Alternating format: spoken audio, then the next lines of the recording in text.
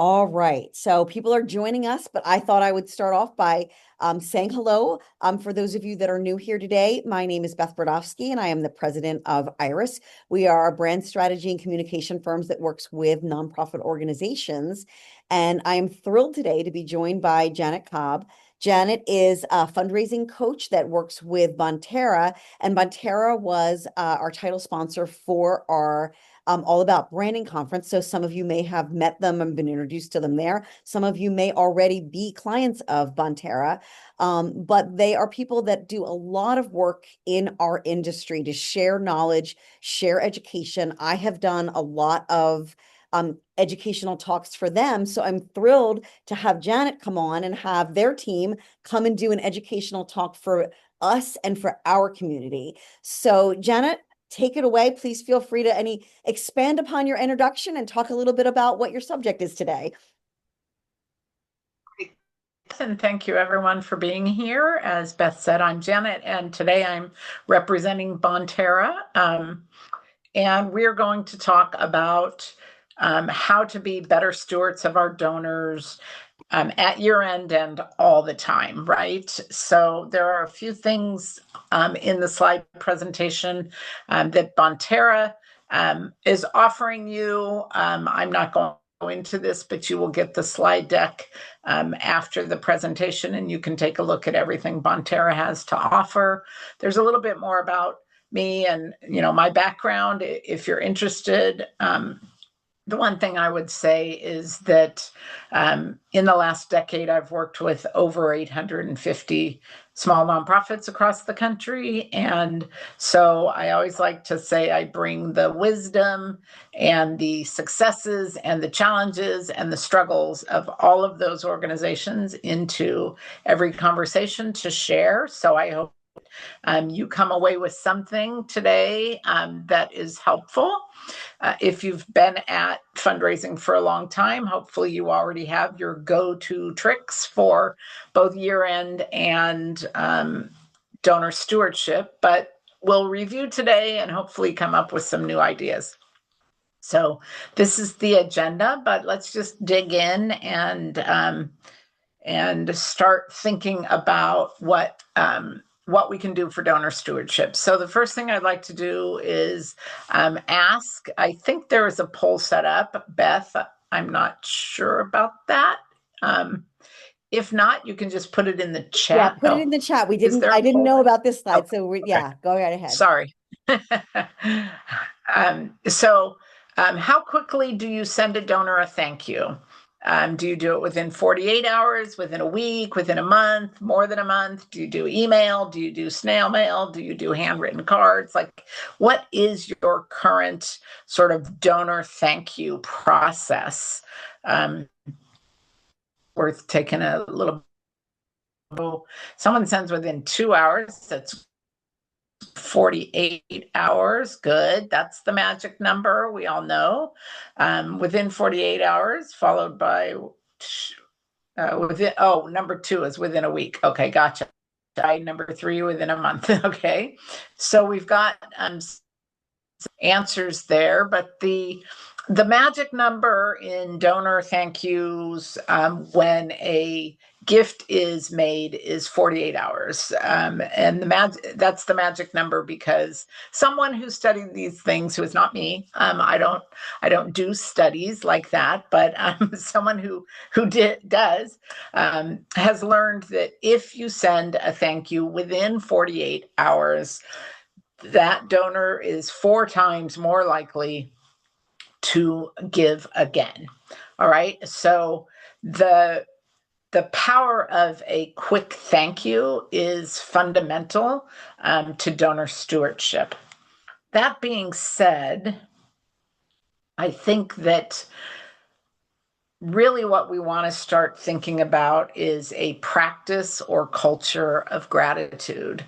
I used to talk about an attitude of gratitude because it kind of rhymes and it sounds, clever. But then I had a teenage daughter, and and I knew that attitudes shift with the wind. And we don't want people with attitudes. We want an organization and a staff and a board and a community that is soaking in gratitude, right? That just, it spews from all of our pores, right? That we ooze gratitude. And so we really want to start thinking about if our gratitude is authentic and heartfelt, right? It's one thing to be timely and very specific in your thank yous. That's great. It builds donor loyalty. But if it's performative, that will come across, maybe not the first time, but with time. So, when people ask me, I don't have anything, like, I don't have any time to do fundraising. If I have to do one thing, what is it? And my one thing is you have to be grateful and you have to thank your donors, your community. That is critical. And it has to be heartfelt because it has to go beyond the transaction so that you are inviting the donors into your community and creating a relationship. So we're moving from the transactional thank you that is required by law, that is expected, into the relational appreciation and gratitude that really helps to build those relationships that lead to long-term transformation.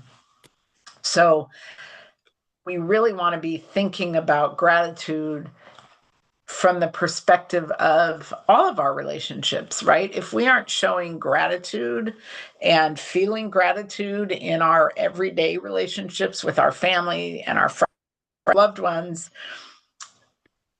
that's going to come across, right? And it's the same way with our donors because we should be thinking about them as our community members. They are people who care about what we care about. Right? We share a common goal. We share a common cause. We envision a common future. And if that is the case, then staying in touch with them and giving them updates on the difference that their money is making and sharing successes as much as we ask for money, if of course more than we ask for money. All of those things are part of that overall practice of gratitude that prepares the donor or invites the donor to give the next, often without an ask. So I always like to remind people to thank your donors when they least expect it.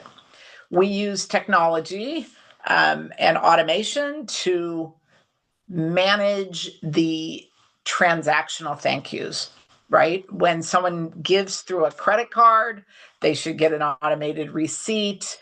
Even with that automated receipt, ideally, you can set up a system where you are sending one more transactional thank you, an acknowledgement of some sort, to let the person know that not only was their credit card processed, but a human being recognizes that this gift was made.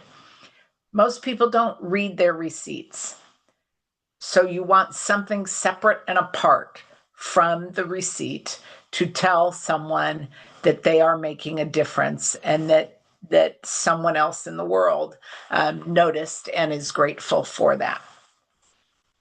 When we do that, when we have that basic automation, that shouldn't be the end of it, right? So that allows us some breathing room, some time, some space to then maybe 3 weeks later or 2 months later send some other type of appreciation, right?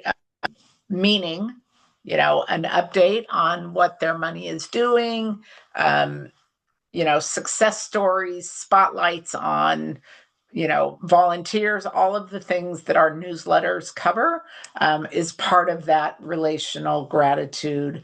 And thank you. That being said, and I should say I live and breathe this nonprofit world. So I may be speaking now about a slide that comes up later, just because of the way it comes to my mind. But if you are sending the same newsletter to everyone all the time, you're really speaking to no one. So at the very fundamental, basic level, your donors and your non-donors should not receive the same type of communication, because your donors, who you are relating with and in community with because you are all working together towards a common goal, all communications should be appreciative in tone, or we're in this together kind of tone, whereas those being sent to non-donors, it could be common, it could be the exact same, but it needs to be tweaked, because if you give them that appreciative tone and thank them, that will lessen their impulse to want to get involved, because they're already getting all the feel goods of being appreciated when they still haven't really done fundamentally what you want them to do, which is make a donation and support the cause. So your non-donor communications ideally are creating, a sense of FOMO, right? You want your non-donors to feel like they're missing out in some way, because all of this great stuff is happening and they have not yet sort of engaged with it. Okay. One way to think about this is by thinking about your verb tenses. Okay, so you want to always be helping your donors understand the impact of their giving.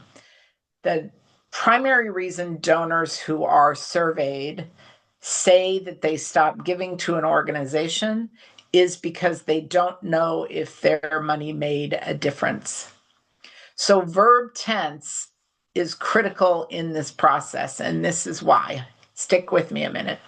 When you write an appeal or ask someone for money, it's a conditional tense, right? If you do this, if you give money, then this good thing will happen. If then. The thank you should be, now that you've given the money, will happen, future tense, right? That's your thank you. Your transactional thank you is the future tense. Then, as you do what you promise in the conditional appeal and what you promise in the future tense thank you, you want to send something that says these good things are happening. That is present tense. If you remember your grammar school English, it's a gerund, an ing word, right? This is happening. So these are program updates. These are spotlights on folks. These are, things that are happening in your general cause area because of that donor's gift. And then you want to make sure that you've done a finished past tense story, the final successes, the outcomes, the data, all of those things are past tense. These things happened. Now, when you think about it that way, then you are creating a cycle that allows you, once you've gone through the tenses, it allows you to return to the top to that conditional tense. Okay, so if you find yourself always writing conditional or tense, something in your impact sharing. Okay, so you don't want to wait too long to share impact either. You want to show excitement. If you wait to share impact, say on a monthly basis or on a basis, you could be like really old news by the time someone hears that update, right? So you don't want to be afraid to communicate more often. Actually, studies show that organizations that share good content on a weekly basis have better engagement than those that do it on a monthly basis. Now, the critical piece there is the good, valuable content. If you're sticking to describing your programs and that sort of thing, you're going to get stuck, and that's where people disengage. But if you're following this, you are making a difference. This is happening because you made a gift kind of pattern, then people are going to be excited to hear that, right? The one caveat I would say here is, in addition to donors and non-donors receiving different communications, you also want to be careful that you are right-sizing the impact you're talking about to the size of gift that was given, which means there may be one more segment that you need to think about when you are sharing impact stories, and that would be the size of the gift. If I've given you $10 and you share with me that the entire world has changed and everything is hunky dory because of my $10, I'm a bit skeptical, right? It doesn't match. There's a you don't really know me feeling, right? Now, you don't have to be very specific for every single dollar amount, but generally speaking, you want to make sure that you are helping donors to really hear and feel that they have made a difference in their general sort of category, right? Someone who gives $10,000, is their impact stories will be very different than people who are giving, at the much lower level. So you just want to think about that and be cognizant of that it will begin to feel disingenuous if you're thanking people so profusely that they know that you don't really know them. So what you want to think about specific to year end then is how you ground your campaign and what you're doing with your donors in true purpose. You want to make sure that your team is aligned, that you are focused on building loyalty and growing visibility and the impact that you want to have on the world. You want to begin to think about what future you're inviting the donors to create with you. Okay, so you want to understand, or hopefully you know that your donors care about what you care about. Otherwise, they're probably not going to be in your database, right? They care about what you care about, and they want the future that you want. So you are helping them create the future that they desire, right? If I care about food insecurity and I give to an organization that addresses food insecurity, I do that because I hope that they will make a difference in the food insecurity world. Same with homelessness, same with health, same with the arts, all of those things. If I give to an arts organization, it's because I want arts in my community, right? So when you're designing your campaign, you want to think about the ultimate end result that everybody wants, sort of, visionary. What world are we working towards? Not, we need to raise $50,000 because that's our goal to make our budget, right? That does not resonate with the donor. The donor wants to know the difference. How many scholarships are being funded, right? How many people are being fed? How many people are being housed? How many people are being, seen by doctors? How many performances will there be? That kind of thing. Instead of, we need to raise $50,000 because we lost a grant. That means nothing. Or give to us because it's Giving Tuesday. Doesn't matter. That's not motivating. Okay, so I talked about that already. What future are you inviting donors to create with you? That's what your focus wants to be, because then when you steward them and thank them, that's what you're focusing on. So I said, not every donor needs the same message. I already talked about that a little bit, and segmenting, and making sure that you don't have to reinvent the wheel every single time, right?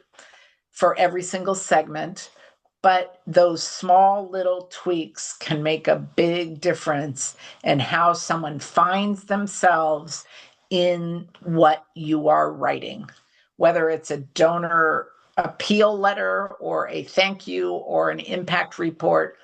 The reader has to connect, has to find themselves in that. So, what are you doing to help make sure that it is as personal as possible, right? That you've taken the universal cause that we care about and made it specific, because people give to people and people want to be seen as people. No one wants to be one in a one of a million. Everybody wants to be one in a million. One of a million, you're one of the many. One in a million means you're special. You're the one of all those millions, right? And so, how are we helping donors to feel that way? And I hear you yelling and screaming that donor centricity is not where we want to be these days, right? There's a lot of talk about not making the donor the hero, and I'm totally there with you. I get that, but we also want to make sure that they can find themselves and see themselves and understand the person they want to be by participating in your community. We all want where we can make a difference, where we find our people, where all of those sorts of things. And so our communications need to be addressing those issues um, through how we write. Okay. Now, the other thing about donor segmentation, right? These are some things that you can take a look at. I'm not going to sit and read this slide, right? But definitely need a specific strategy, because if you're familiar with the donor retention rates, if 10 people give you a first time gift, the likelihood that anyone will give a second time gift is 2. The likelihood is that only 1 or 2 people will ever give you a second gift. So if you're trying to put new emphasis anywhere, focusing on increasing your donor retention rate of first time donors is really, really important. Beth, I noticed someone raising their hand. Um, I want to make sure that everybody's hearing me still, that we're Yep, not having we can computer definitely issues. hear you. If anybody has any questions, I'm happy to answer them.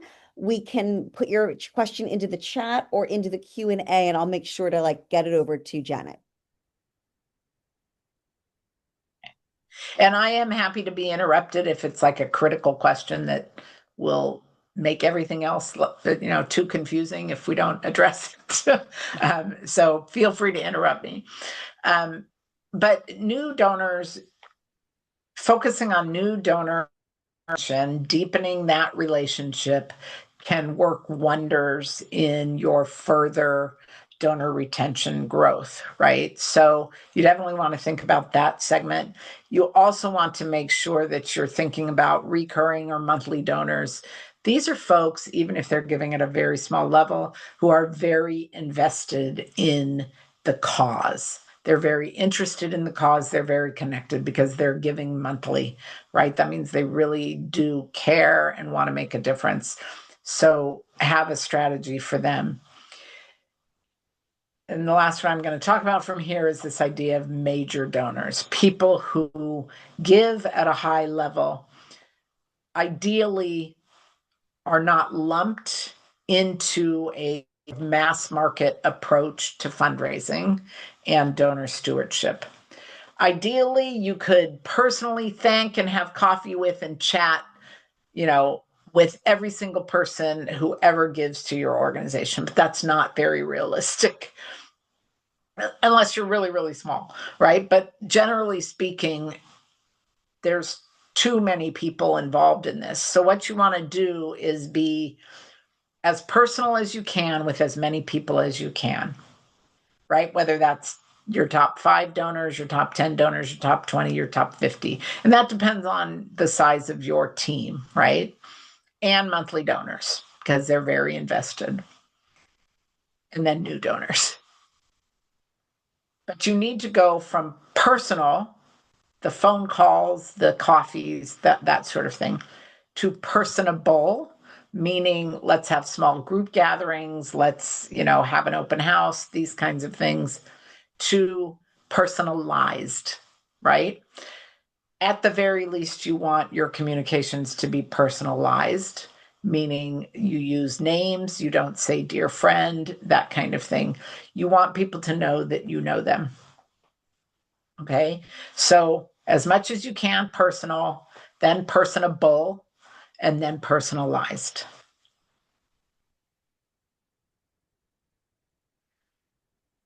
So, to do this, what you want to do is make sure that you are calendaring your stewardship touch points. What do these look like? Ideally, you are right now calendaring what your donor stewardship is going to look like in 2026, right? When will you send tokens of appreciation, and what does that look like? What you don't want to do is create a logistics nightmare. I recently shared on my Substack newsletter a photo of me in pretty much the dark at 5:30 in the morning, making making cinnamon swirl bread for 120 donors.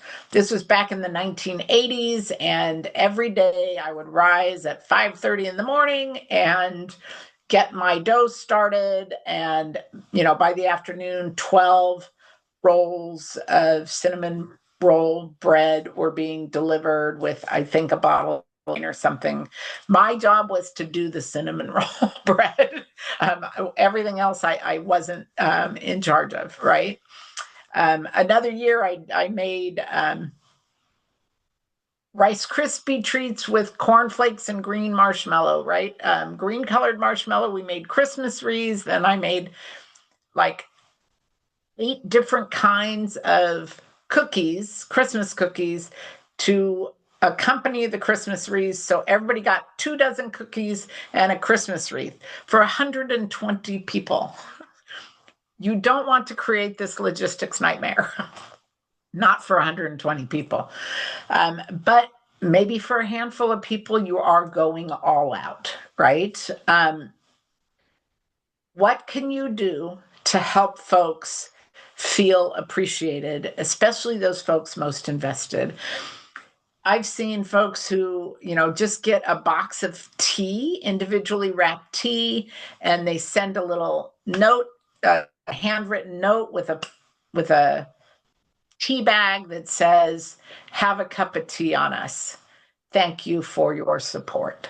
Right? I've seen magnets, I've seen seed packets. Thank you for planting seeds. Thank you for being the seeds of change, right? Like there's little things that you can do. Stickers are real popular. If you're in any way connected to children in your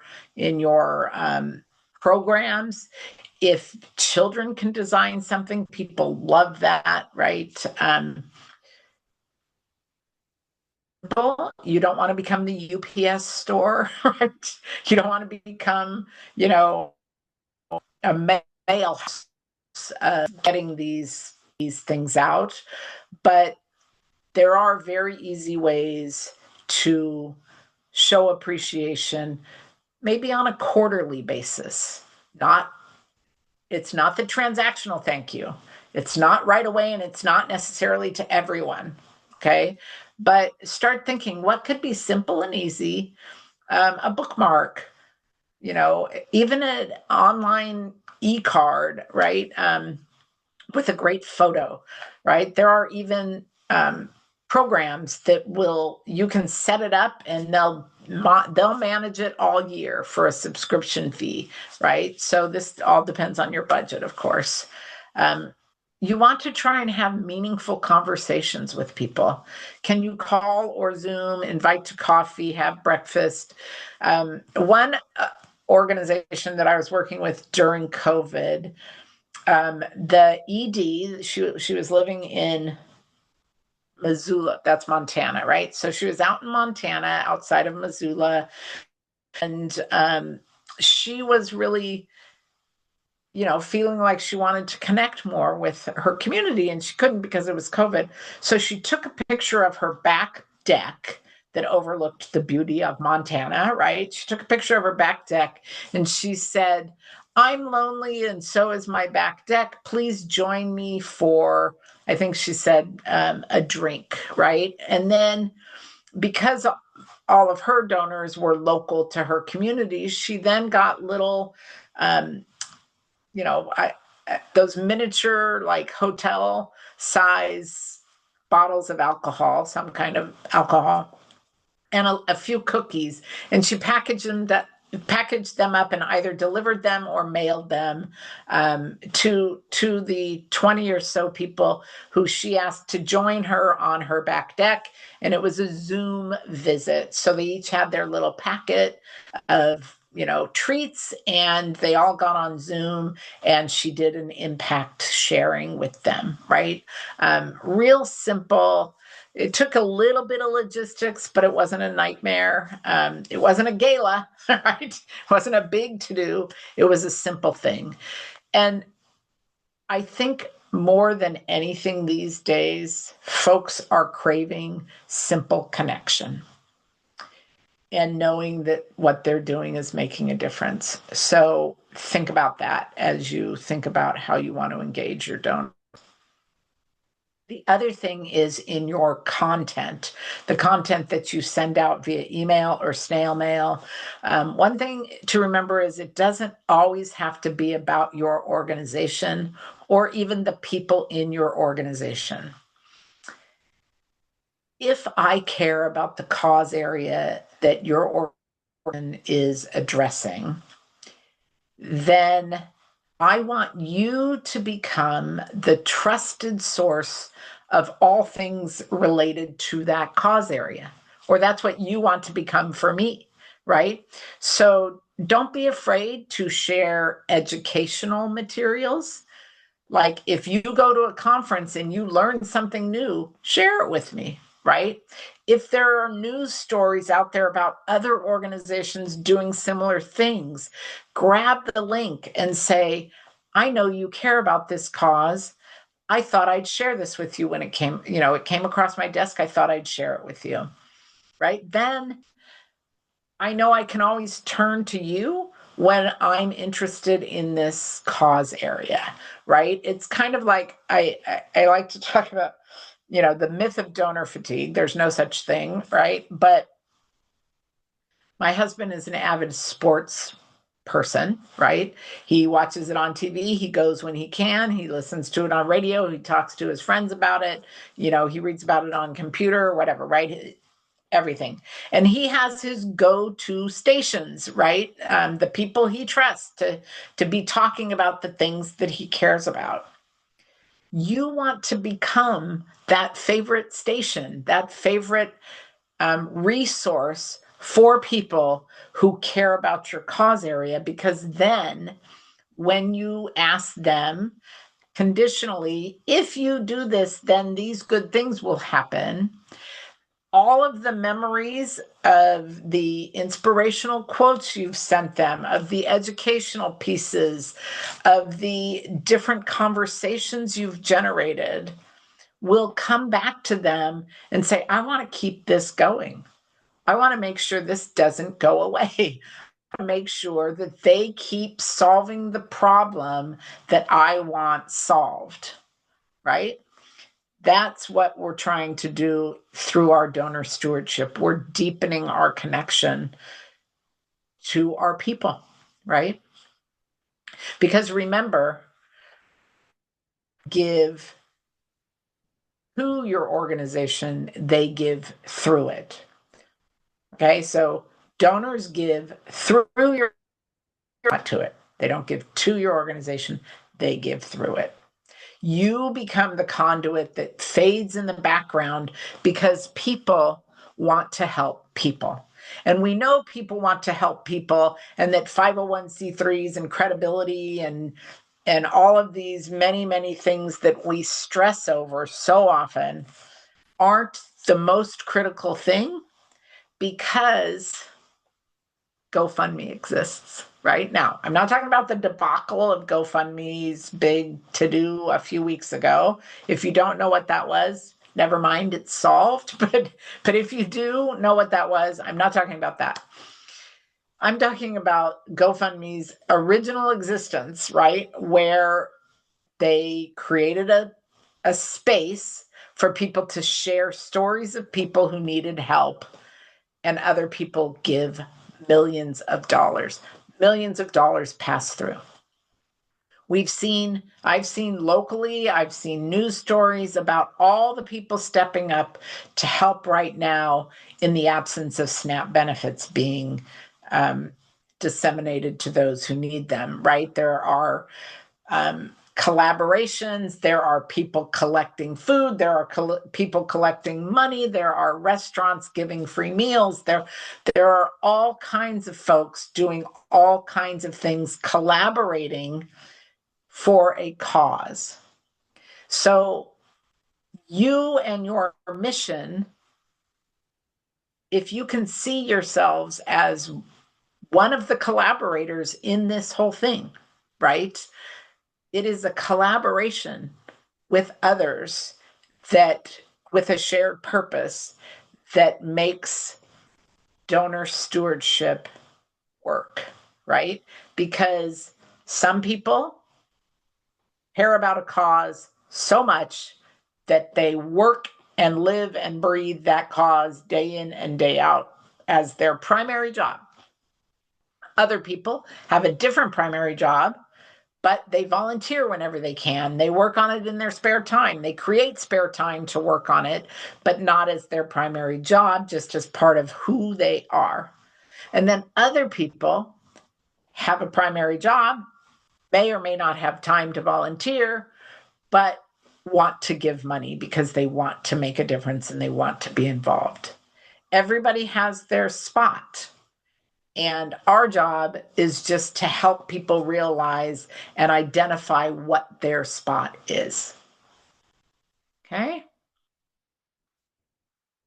So, to get a little bit more specific around year end, one thing that you want to do right now, hopefully, is case for support, right? And that you are focusing on that vision and what is happening to in current day, what is the urgent need, what is the tangible impact.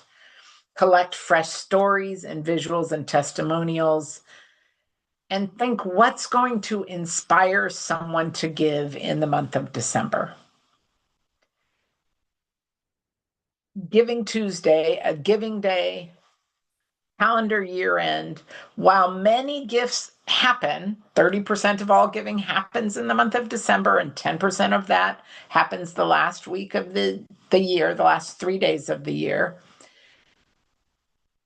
All things being every study that comes out, everything that people will tell you, that is not the motivator for why people give. People give because of the people who need the care and support. And if you're talking about the arts or something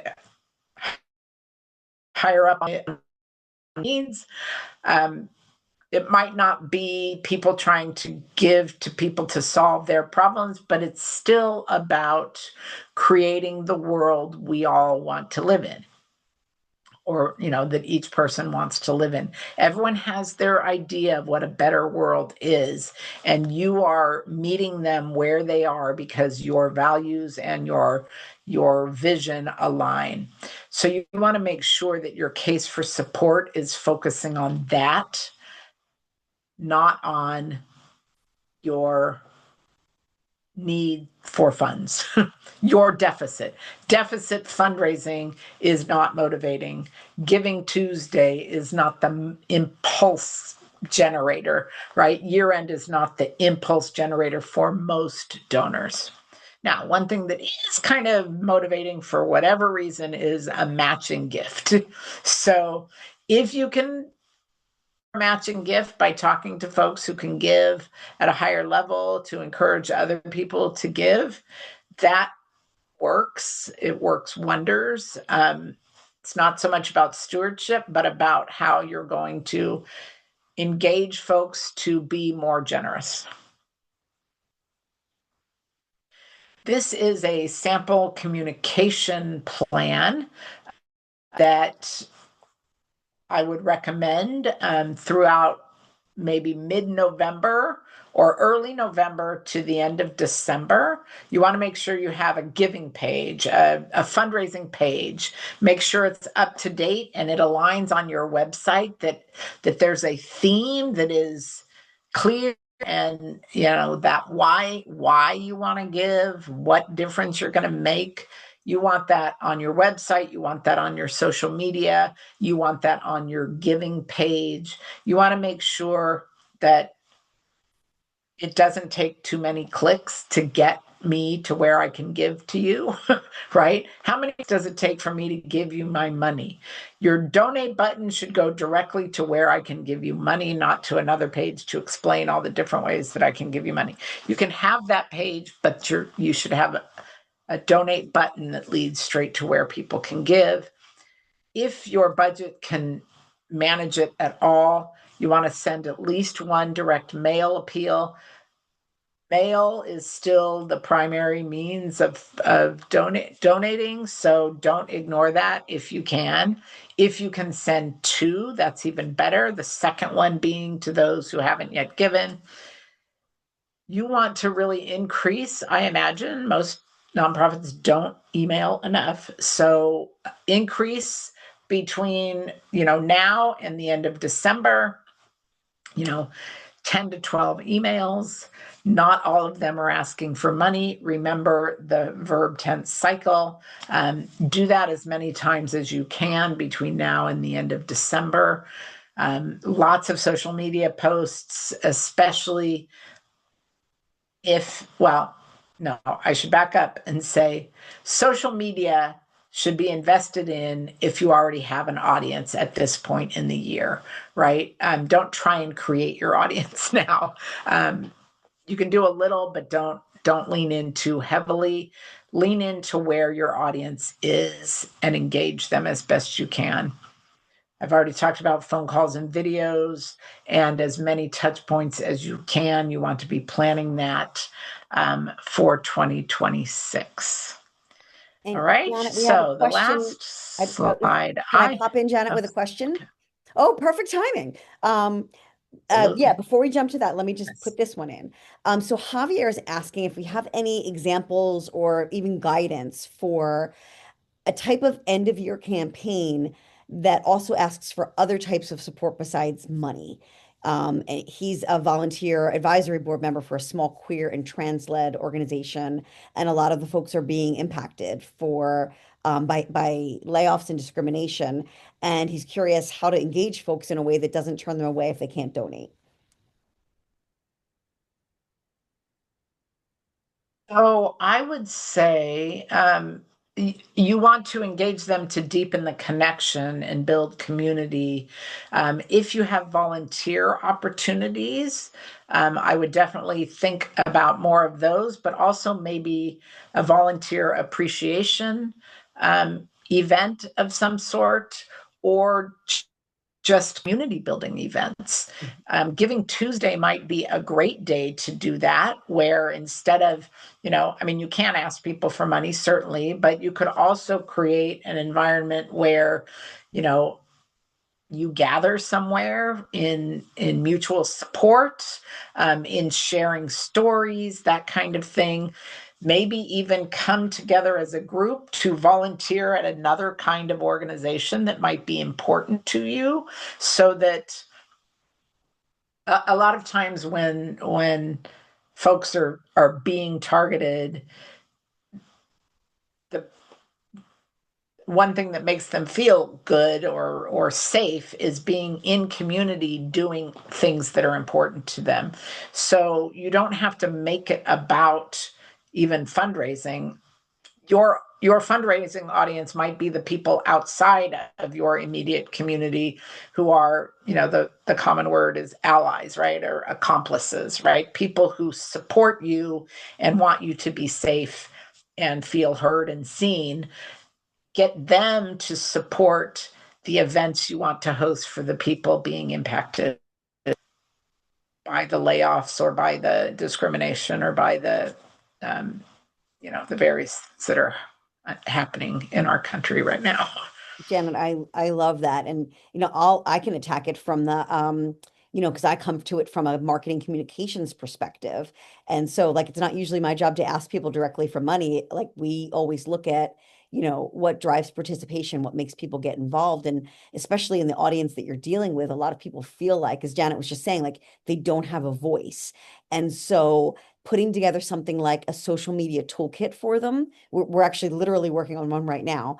To say, hey, you're valuable. Because I think a lot of times when people can't give money, they feel less than. They feel like, God, I wish I could, but. And how can you take the but out of it for them and make them feel like what you can do is perfect and meaningful and exactly what we need right now? And if you can make people feel like that, as Janet's talking about, like at some point when they're in a place to give, you're going to be first on their list because you made them feel special. And if what you do is also sort of personally meaningful to them, giving them a place where they really do have a voice, and you, like as Jan and I are both saying, how can you be a conduit to help them meet them where their needs are?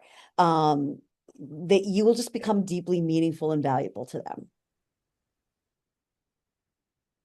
I would say, I would add to that communication mail, it is okay on sort of, it might be a little difficult in what you share.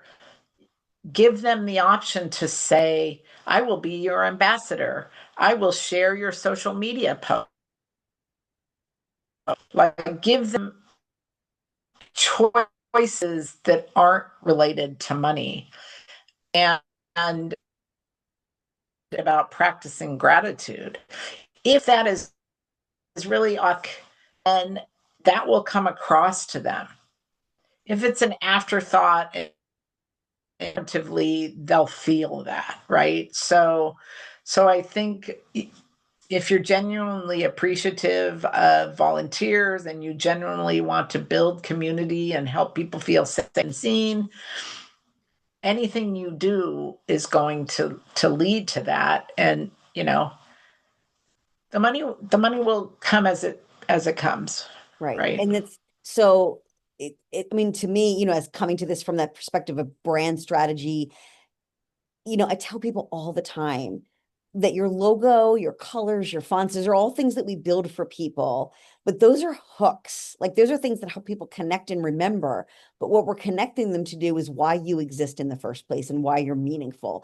If what you're doing isn't in alignment with who you say you are, then it really doesn't matter. Like you're going to feel disconnected. I was actually just at an event last week where the organization, every single thing that they did basically proved that what they say they do, they lived it, they breathed it.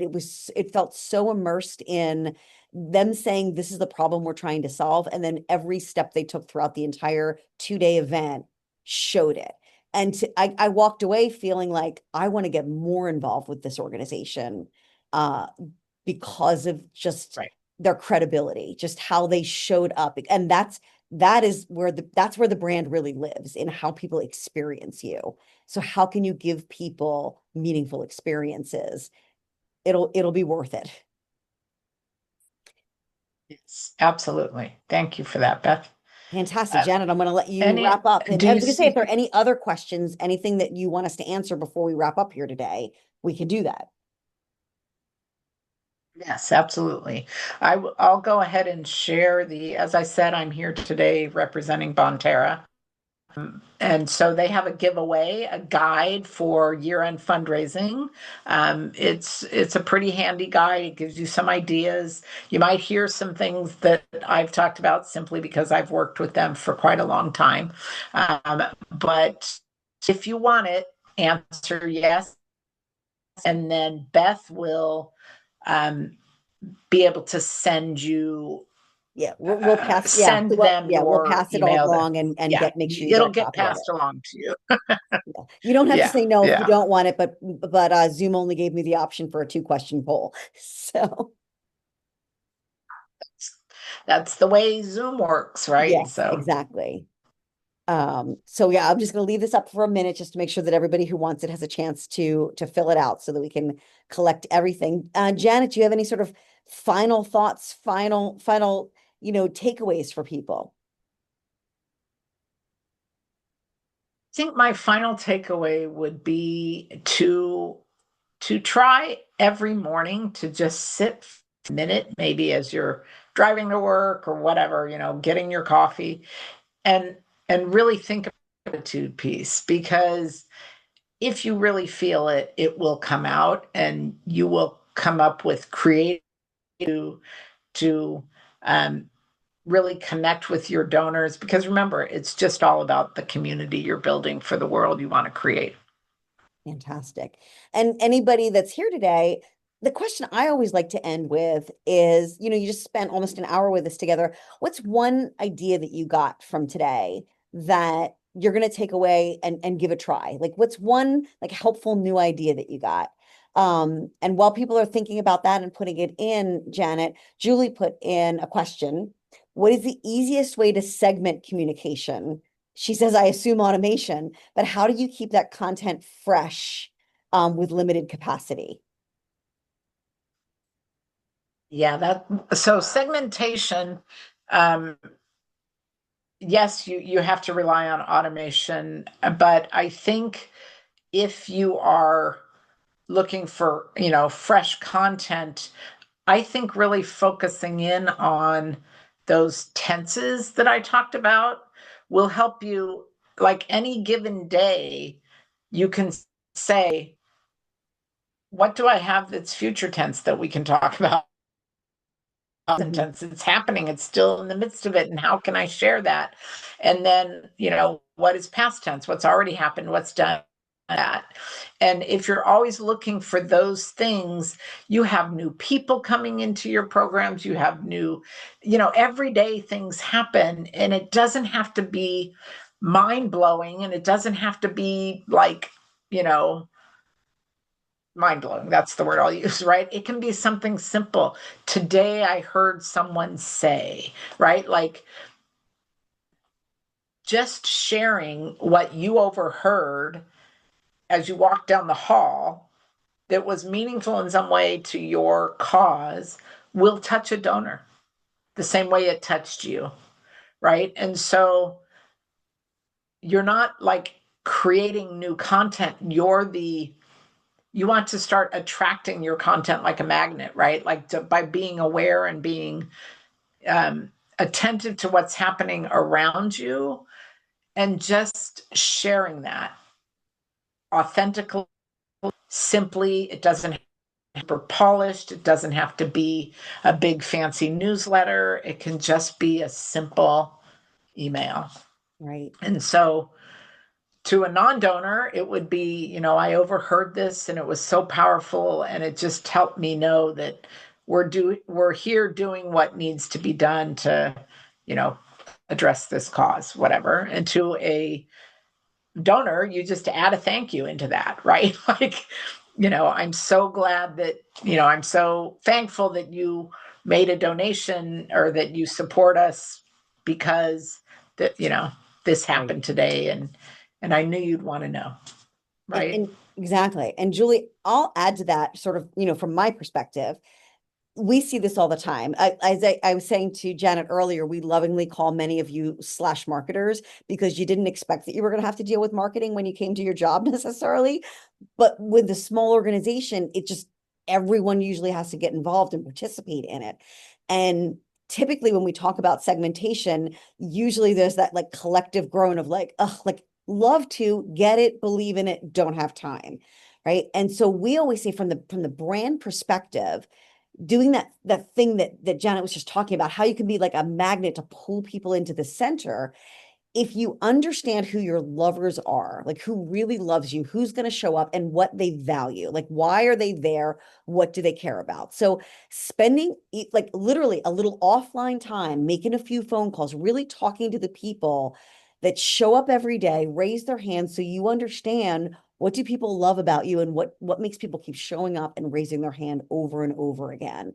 And if you really get to that clear core and you design your core messaging around that, like sort of perfect person in the center of the circle, and then start looking out. Like, okay, who's maybe not the most perfect person, but who's, we would call them a liker, who's doing some of those things? Okay, what values do those two people share? So when you can get a sense of like, what are our most core messages among the groups that are most likely to be paying attention and taking what we call desirable actions, then if you hit that, you're going to get that magnetic effect because it's so much more efficient, so much less exhausting to attract more people that care about all the same things that the people have already proven to be successful care about, right? And then from there say, okay, that's not everyone. We have different audiences, but who are some of the other people we maybe need to say something different for that may not be where those people there, like what Janet was saying in the beginning, your donors are sort of at a different love relationship with you than your prospective donors. So at a minimum, those are sometimes good splits to make. And once you have that core message that's true for everything, what do you need to say just slightly differently to somebody that maybe doesn't know you as well as your board member or your best volunteer? It's just some basic ways to start. And also, like if you really do get that core message right, then you can maybe take baby steps into segmentation and not feel like, oh, I'm just setting this big, massive message out to everyone. If it's really speaking to that heart, the people who are going to need to hear it, that most need to hear it, it will connect with them. Um, we always try and balance like here's a great thing to be able to do, but take whatever steps you can towards it and don't compare your beginning to somebody else's middle. Like everyone's where they are. Any little steps that you make are going to make a difference. So Janet, this was fantastic. People put great things into the notes, into the chat for all the key things that they got out of here. I love it. E-cards, more emails, better communication with donors. To me, I would say the tense thing, I've never heard anybody say that before. It was so clear and so simple and such a great way to structure that so that you can really see it and notice it. And I see that that's connecting with Christine and a lot of other people here.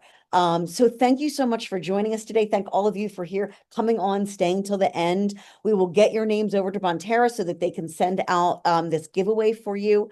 Thank you all so much. And we're going to actually, our next community webinar is going to be on December 4th, and we're going to be talking about public relations. So that's going to be a really great one. Slice, our other partner from the conference, will be coming on to give us a little bit of a primer and PR on what's happening in that world, especially in this kind of all of the kerfuffle that's going on right now, really understanding how to engage with PR and do proactive things as opposed to reactive things. I think is going to be really helpful for all of us.